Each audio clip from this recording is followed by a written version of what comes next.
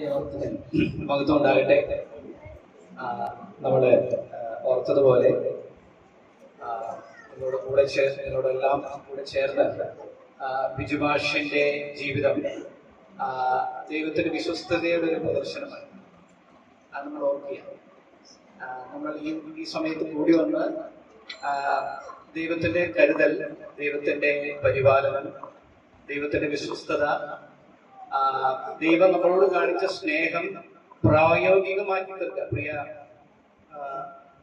വിനോദനാണെങ്കിലും പ്രിയ ആന്റിമാരാണെങ്കിലും ഇവിടെയുള്ള എല്ലാ കൊച്ചുമക്കളൊക്കെ തന്നെ കരുതുന്നതിൽ ആ ദൈവസ്നേഹം പ്രായോഗികമാക്കുവാൻ, അതിലൂടെ ആത്യന്തികമായി ദൈവത്തിന്റെ നാമം മഹത്വപ്പെടുവാൻ കാരണമായി തീർന്നു എന്നുള്ളതാണ് ഇതിൽ ഏറ്റവും ദൈവത്തെ നമുക്ക് സ്തുതിപ്പാൻ ഇടയായ. ഞാൻ ദൈവത്തിന്റെ അങ്ങനെയുള്ള പ്രവൃത്തികളെ ഓർത്ത് ദൈവത്തെ സ്തുതിക്കുന്നു. ദൈവം എപ്പോഴും അങ്ങനെ ചെയ്യുന്നു എന്നുള്ളത് നമ്മൾ അറിയേണ്ട ഒരു കാര്യമാണ്. ദൈവം സ്വർഗത്തിൽ വാഴുന്നു, തനിക്ക് ഇഷ്ടമുള്ളതെല്ലാം താൻ ചെയ്യുന്ന എല്ലാ കാര്യത്തിലും, ദൈവത്തിന്റെ എല്ലാ പ്രവൃത്തികളിലും ദൈവം മഹത്വം എടുക്കുന്നു. ആ മാനവ മഹത്വം ഇന്ന് നമ്മൾ കൂടി വന്ന് ഒരുമിച്ച് ദൈവത്തിന് അർപ്പിക്കുകയാണ്. ബിജുമാഷ് ഞങ്ങളുടെ കരിക്കൂട്ടരാണ്. അവര് ബിജുമാഷിനെ വിളിക്കുമ്പോൾ ഞങ്ങൾ ബിജുമാഷ് എന്ന് വിളിക്കും, ബിജു പേപ്പർ എന്ന് വിളിക്കുമ്പോൾ ബിജു പേപ്പർ എന്ന് വിളിക്കാറുണ്ട്, ബിജുവേട്ടൻ, അങ്ങനെ പല രീതിയിലൊക്കെ വിളിക്കാറുണ്ട്. ഞങ്ങളുടെ സമയത്ത് യൂത്ത് മീറ്റിംഗിൽ വളരെ ആക്റ്റീവ് ആയിരുന്നു ബിജുമാഷ്. അത് എന്റെ സാറിന് അറിയാവുന്ന ഒരു കാര്യം. ഇല്ല, താൻ വരുന്നില്ല, പുതിയ യൂത്ത് യുവാക്കൾക്ക് അത് അറിയില്ല. എന്നാൽ അന്ന് താൻ വളരെ ആക്റ്റീവ് ആയിട്ട് യൂത്ത് മീറ്റിംഗ് വൈകിയ സമയത്താണ് അന്ന് വളരെ വളരെ താല്പര്യത്തോടു കൂടെ താൻ നമ്മളൊക്കെ ഓർക്കുക. താൻ നമുക്കറിയാവുന്ന പോലെ ട്രിപ്പിൾ ഡ്രമൊക്കെ വളരെ മനോഹരമായിട്ട് വായിക്കും. അതിലേക്കുപരി ഞങ്ങൾക്ക് മനസ്സിലുള്ളത്, ഞങ്ങൾ ഒരിക്കൽ അട്ടപ്പാടിയിലേക്ക് വർഷങ്ങൾക്ക് മുമ്പ് ജോഷുവിനെ കൊല്ലപ്പെടും അട്ടപ്പാടിയിൽ കടന്നു പോയപ്പോൾ പ്രിയ ബിജുമാഷ് ഓർക്കുന്നുണ്ട്. അട്ടപ്പാടിയിൽ ഞങ്ങൾ ഒരുമിച്ച് കടന്നുപോയി. അന്നൊക്കെ തന്റെ കാര്യങ്ങൾ, തന്റെ ഓരോ ദിവസത്തെ കാര്യങ്ങൾ താൻ തനിയെ ചെയ്യുന്നു. ഇന്നതിൽ അല്പം ക്ഷീണമൊക്കെ വന്നിട്ടുണ്ടാവും, എനിക്കറിയില്ല. എങ്കിലും അന്ന് താൻ എല്ലാ കാര്യങ്ങളും തന്നെ താൻ തന്റെ പ്രഭാതകൃത്യങ്ങളൊക്കെ ചെയ്യുന്നു. ഞങ്ങൾ അന്ന് കാണുവാൻ ഇടയായിട്ടുണ്ട്. കാരണം ഞങ്ങൾ 1-2 ദിവസമാണ് മാറുന്നത്. തന്റെ ജീവിതത്തെ ഓർത്ത് ഞാൻ ദൈവത്തെ സ്തുതിക്കുന്നു. 80 വർഷം ദൈവം നൽകിയത് ദൈവത്തിന് തെറ്റുപറ്റിയിട്ടില്ല. ദൈവം തന്റെ മഹത്വത്തിനായിട്ട് തന്നെ ആക്കി വെച്ചിരിക്കുന്നു. ദൈവത്തിന് സ്തോത്രം. ആ രീതിയിൽ നമുക്കിവിടെ കൂടി വന്ന് ദൈവത്തെ മഹത്വപ്പെടുത്തുവാൻ, പ്രത്യേകിച്ച് പ്രിയ സഹോദരൻ ഓർമ്മിപ്പിച്ചതുപോലെ നമ്മൾ നടത്തിയത് ദൈവമാണ്. ദൈവം എങ്ങനെയാണ് നടത്തിയത്? ദൈവത്തിന്റെ വചനത്തിലൂടെയാണ് നടത്തിയത്. ആ വചനത്തിന്റെ ആധികാരികതയാണ് നമ്മൾക്ക് ഇങ്ങനെ സംസാരിക്കുന്നത്. നമുക്ക് message is more important than the Messenger എന്ന് പറയാറ്. അതുകൊണ്ട് അല്പസമയം എനിക്ക് ലഭിച്ച ഒരു ചെറിയ ചിന്ത നിങ്ങളുടെ ശ്രദ്ധയിലേക്ക് ഞാൻ കൊണ്ടുവരാൻ ആഗ്രഹിക്കുകയാണ്. ഞാൻ എപ്പോഴും ചിന്തിക്കുന്ന ഒരു വിഷയമാണ്, നമ്മൾ ലോകത്തിലേക്ക് നോക്കുമ്പോൾ ബലഹീനമായ അനേക കാര്യങ്ങൾ നമുക്ക് കാണാൻ കഴിയും. ബലമുള്ളതുണ്ട്, ബലഹീനമായതുണ്ട്, അല്ലെ? ജ്ഞാനമുള്ളതുണ്ട്, ജ്ഞാനികൾ എത്രയോ വളരെ വയസ്സായിട്ട് കേപ്പബിൾ ആയിട്ടുള്ള ആൾക്കാരുണ്ട്, അല്ലാത്തവരുണ്ട്, അല്ലെ? നമുക്കറിയാം, അന്ന് കൊരിന്ത്യരിൽ പൗലോസ് എടുത്തു പറയുന്ന ഒരു കാര്യമാണ്, ദൈവമാണ് ഇതെല്ലാം സൃഷ്ടിച്ചത്, ജ്ഞാനികളെയും മോശന്മാരെയും സൃഷ്ടിച്ചത്. എന്നാൽ അവർ എടുത്തു പറയുന്ന ഒരു കാര്യമുണ്ട്, ജ്ഞാനികളെ ലജ്ജിക്കാൻ മോശത്വമായത് തിരഞ്ഞെടുത്തു. അവിടെ ദൈവത്തിന്റെ വലിയൊരു തിരഞ്ഞെടുപ്പിനെ നമുക്ക് കാണുവാൻ കഴിയുന്നുണ്ട്. എന്തിനാണ് ഞാൻ അവിടെ രക്ഷയെ കുറിച്ചല്ല അവിടെ പൗലോസ് പറയുന്നത്, അവിടെ ദൈവത്തിന്റെ തെരഞ്ഞെടുപ്പിനെ കുറിച്ച് പറയുക. എന്നാൽ പൗലോസ് അവിടെ പറയുന്ന ഒരു കാര്യം, എന്തിനാണ് അത് ആത്യന്തികമായി തന്നു എന്ന് കുറിച്ച് ലേഖനത്തിൽ അത് മുഖവരിയായി പറഞ്ഞ എന്റെ സന്ദേശത്തിൽ പ്രവേശിക്കാനാണ്. അവിടെ ഒരു ജഡവും ദൈവസന്നിധിയിൽ പ്രശംസിപ്പാൻ ഇടവരരുത്. ഒരു ജഡവും, ഒരു മനുഷ്യനും ദൈവസന്നിധിയിൽ കടന്നു വന്ന് തന്റെ ചില നന്മകളോ തന്റെ ചില കാപ്പബിലിറ്റീസോ പറയുവാൻ ദൈവസന്നിധിയിൽ കഴിയുകയില്ല. യോബിന്റെ പുസ്തകത്തിൽ യോബ് ഈ നല്ല അറിവുള്ള വ്യക്തിയായിരുന്നു. തന്റെ 4-ാം അധ്യായം 19-ാം വാക്യം, അത് വളരെ മനോഹരമായ ഒരു വാക്യം. യോബിന്റെ പുസ്തകം 4-ാം അധ്യായം 19-ാം വാക്യം.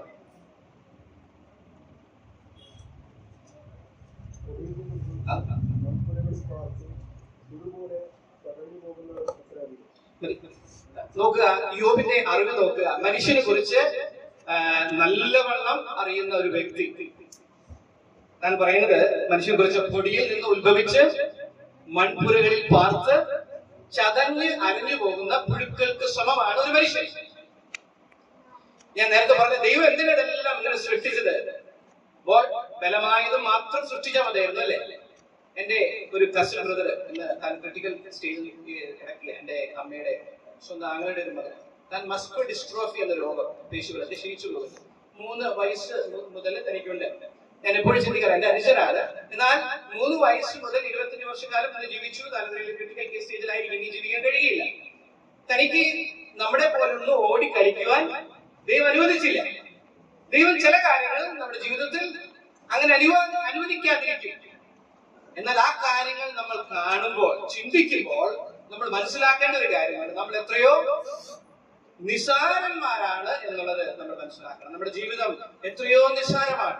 യോബിനോട് ചേർന്ന് നമുക്ക് പറയാം, ദൈവമേ നിന്റെ സന്നിധിയിൽ ഞങ്ങൾ കടന്നു വരുമ്പോൾ ഞങ്ങൾ ചതഞ്ഞ് അരഞ്ഞു പോകുന്ന പുഴുക്കൾക്ക് സമമാണ്. ഞാൻ അങ്ങനെയുള്ള ഒരു ദരിദ്രനായ വ്യക്തി കർത്താവിന്റെ ഉപമയിൽ കർത്താവ് പറയുന്നുണ്ട്. ആ വ്യക്തിയെ ഞാൻ ആ രീതിയിൽ ഈ കോണ്ടെക്സ്റ്റ് പറയാൻ ആഗ്രഹിക്കുകയാണ്. ലൂക്കോസിന്റെ സുവിശേഷം 17-ാം അധ്യായം അതിന്റെ 16-ാം അധ്യായത്തിലാണ്. ലൂക്കോസ് സുവിശേഷം 16-ാം അധ്യായത്തിൽ നമ്മൾ ധനവാനുള്ള ഒരു ദരിദ്രനായ വ്യക്തിയെ കുറിച്ച് നമ്മൾ കാണുന്നത്. കർത്താവ് തന്നെ പറയുന്ന ഉപമയാണ്, എങ്കിലും ഉപമയല്ല എന്ന് നമ്മൾ വായിച്ചു വരുമ്പോൾ അറിയാം. കാരണം ഒരു ഉപമയിലും കർത്താവിന്റെ ഉപമകളിൽ ക്യാരക്ടർ നെയിം എടുത്ത് പറഞ്ഞ മറ്റൊരു ഇതില്ല. ഇത് തീർച്ചയായിട്ടും റിയൽ ടൈം ക്യാരക്ടേഴ്സ് തന്നെയാണ്. ഇവിടെ ശ്രദ്ധിക്കേണ്ട ഒരു കാര്യമുണ്ട്. അതിന്റെ 19-ാം വാക്യം ഞാൻ വായിക്കുന്നു. ധനവാനായ ഒരു മനുഷ്യൻ ഉണ്ടായിരുന്നു. അവൻ ധൂമവസ്ത്രവും പട്ടും ധരിച്ചു ദിനംപ്രതി ആഡംബരത്തോടെ തുരിച്ചുകൊണ്ടിരുന്നു. അടുത്ത വാക്ക് നോക്കുക. എന്നാൽ ലാസർ എന്ന പേരുള്ള ദരിദ്രൻ. ദൈവത്തിന് സ്തോത്രം. ആ ധനവാന്റെ പേര് വേദപുസ്തകത്തിൽ കർത്താവ് രേഖപ്പെടുത്തിയിട്ടുണ്ട്. എന്നാൽ വ്രണം നിറഞ്ഞ ദരിദ്രൻ എന്ന് എഴുതിയിരിക്കുന്ന ആ വ്യക്തിയുടെ ലാസർ എന്ന വ്യക്തി 40-ാം സങ്കീർത്തനത്തില് ദാവീദ് അതിന്റെ അവസാന വാക്യം വരുമ്പോൾ ദാവീദിന്റെ അറിവ് എന്നോട് ചേർന്ന് നമുക്ക് പറയാൻ കഴിയും. ഞാൻ എളിയവനെങ്കിലും അവൻ എന്നെ വിചാരിച്ചു. ഇങ്ങനെയുള്ളവർ വിചാരിക്കുന്ന ഒരു ദൈവം. ദൈവത്തിന് സ്തോത്രം. ഈ ഉപമ എങ്ങനെയാണ്, ഈ കഥ എങ്ങനെയാണ് പോകുന്നത് നമുക്കറിയാം. അതിന്റെ 25-ാം വാക്യത്തില് ഇവരെല്ലാം മരിച്ചതിന് ശേഷം നമുക്കറിയാം ലാസർ എവിടെ പോയി? സ്വർഗത്തിൽ പോയി അല്ലെ? ധനവാൻ തന്റെ പ്രവൃത്തികൾ കാരണം നരകത്തിൽ പോകാനിടയായി. അവിടെ നോക്കുക, അബ്രഹാം മകനെ എന്റെ ആയുസ്സിൽ നീ നന്മയും ലാസർ അവണ്ണം തിന്മയും പ്രാപിച്ചു. നമുക്ക് നോക്കുക, ലോകത്തിന്റെ ഭാഷയിൽ അത് തിന്മയാണ്. ലോകത്തിന്റെ ഭാഷയിൽ ലാസർ അനുഭവിച്ചത് തിന്മയാണ്. എന്നാൽ താൻ ഇന്ന് ഇപ്പോൾ അവനവിടെ ആശ്വസിക്കുന്നു, നീയോ വേദന അനുഭവിക്കുന്നു. നോക്കുക, അന്ന് താൻ ഭൂമിയിൽ അനുഭവിച്ച കാര്യങ്ങൾ വളരെ ആഡംബരത്തോടു കൂടി ജീവിച്ച ധനവാൻ ഇന്ന് വേദന അനുഭവിക്കുക. എന്നാൽ ലാസർ അവിടെ കർത്താവിന്റെ സന്നിധിയിൽ ആശ്വാസം പ്രാപിക്കുന്നു. ഇത് ദൈവവചനത്തിലെ വളരെ മനോഹരമായ ഒരു വിരോധാഭാസമാണ്. മനോഹരമായ വിരോധാഭാസമാണ്. കർത്താവിന്റെ ഇന്ന് നൽകുന്ന ശോധനകൾ നാളെ അനുഗ്രഹങ്ങളായി മാറും. അത് കാലങ്ങൾ കഴിയുമ്പോൾ നമുക്കത് മനസ്സിലാക്കുവാൻ കഴിയും എന്നുള്ളത് നമ്മൾ പാട്ടുകളൊക്കെ പാടുന്ന ഒരു കാര്യമാണ്. ഇത് തിരുവചനത്തിലെ ഒരു സത്യം. അതിന്റെ സങ്കീർത്തനം 86-ല് ഒരു വാക്ക് സങ്കീർത്തനക്കാരൻ പറയുന്നുണ്ട്. സങ്കീർത്തനം 86-ല്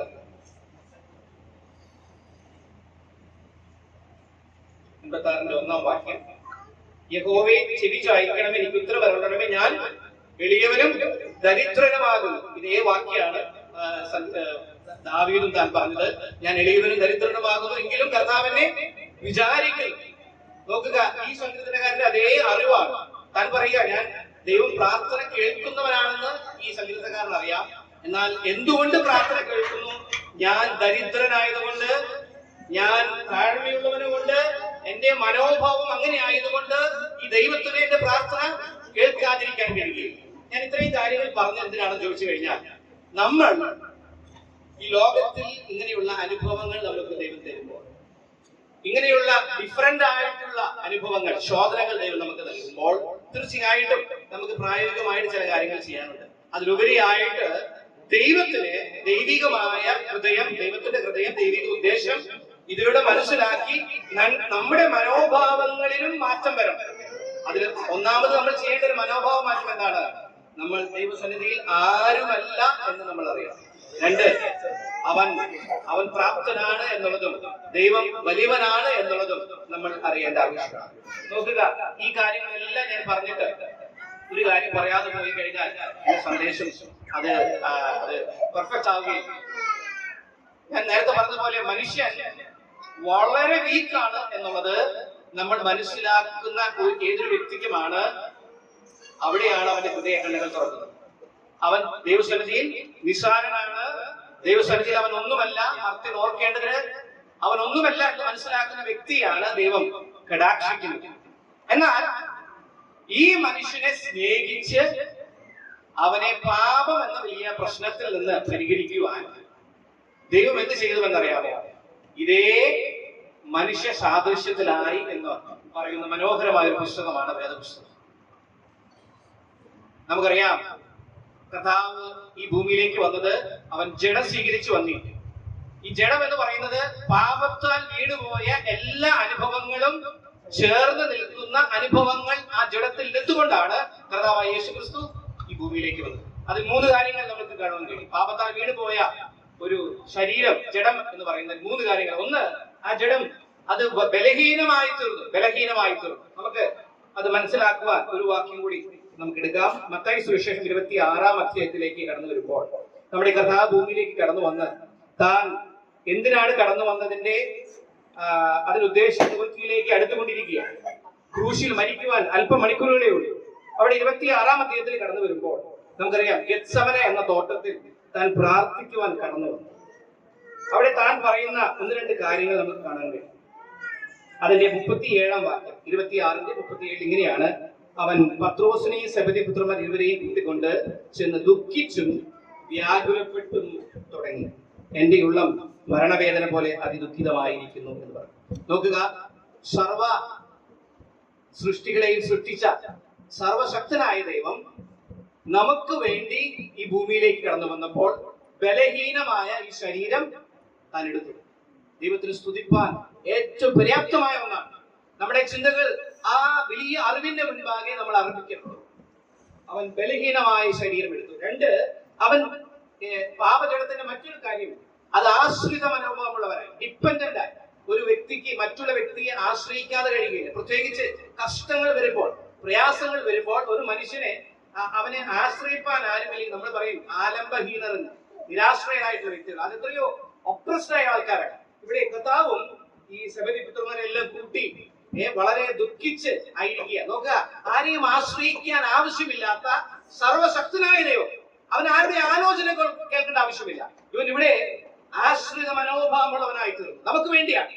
മൂന്നാമത്തെ കാര്യം താൻ പറയുകയാണ്, എന്റെ ഉള്ളം മരണവേദന പോലെയായി തീർന്നു. ഒരു ദൈവത്തിന് അവന് മരണം എന്ന് പറയുന്ന ഒരു അനുഭവത്തിലൂടെ കടന്നു പോകേണ്ട ആവശ്യമില്ല.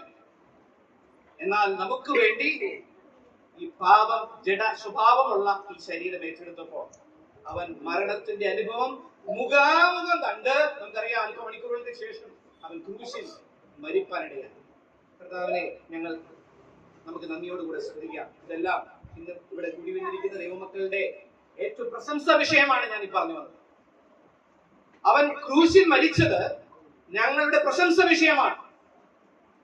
അവൻ ബലഹീനമായി തീർന്നത് ഞങ്ങളുടെ പ്രശംസ വിഷയമാണ്. ഒരു മനോഹരമായ ഒരു പാട്ട് ഇംഗ്ലീഷിലുണ്ട്, അത് പറഞ്ഞ് ഞാൻ അവസാനിപ്പിക്കട്ടെ.